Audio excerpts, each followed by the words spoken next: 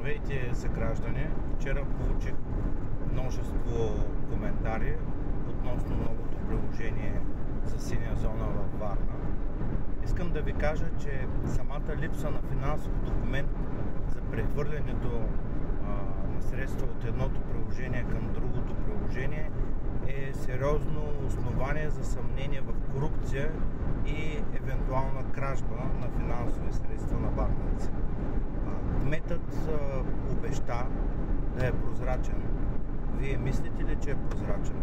Вече 2 пъти е осъждан за укриване на информация за подобни схеми. Подчертавам, окончателно осъден за информация, която не желая да предоставя.